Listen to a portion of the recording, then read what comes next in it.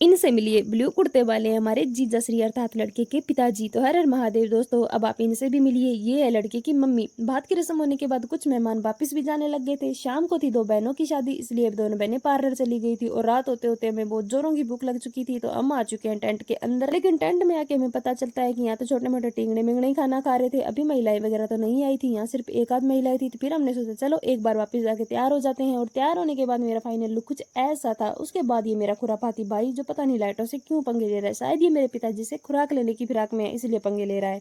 उसके बाद हमारी दोनों दुल्हन तैयार होकर आ चुकी है, लेकिन इनकी बारात तो अभी तक नहीं आई थी। ये थी दुल्हन की छोटी बहन जो काफी क्यूट थी और यहाँ दुल्हन के पोज बन रहे थे और इतने में ही इनकी बारात भी आ जाती है। और मेरी बहन का पूरा दिन एक ही काम था, सारा दिन शीशे के आगे खड़ी रहती थी। बारात आने की खबर मिलते ही हम भागे भागे जाते हैं टेंट में, क्योंकि हमें खाना खाना था, बाद में हमारी बारी नहीं आने वाली थी। यहाँ काफी महिलाएं भी आ चुकी थी, तो हमने आराम से खाना खा लिया। उसके बाद हमने एक आध वीडियो भी बना ली थी।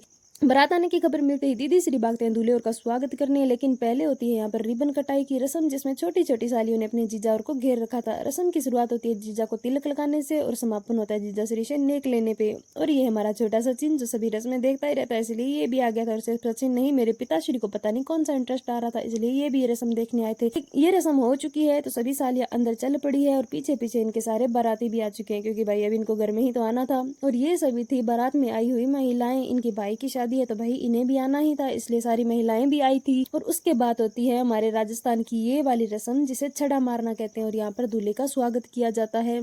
सभी इतनी लीपापोती कर ही रहे हैं तो हमारी माता ने लीपापोती तो नहीं की, लेकिन अपने आप को शीशे में निहार जरूर लिया था। शादी का मुहूर्त सिर्फ 11 बजे तक था, इसलिए सिर्फ फेरे हुए थे और फेरे हो रहे थे तो हमें नींद आ गई थी और हम सो गए थे। आगे की शादी हमने देखी ही नहीं थी। दुल्हन की बहन इसलिए उदास है क्योंकि अब इसकी बहनें चली जाएगी। खैर आज के लिए इतना ही, मिलता है नेक्स्ट व्लॉग में। हर हर महादेव।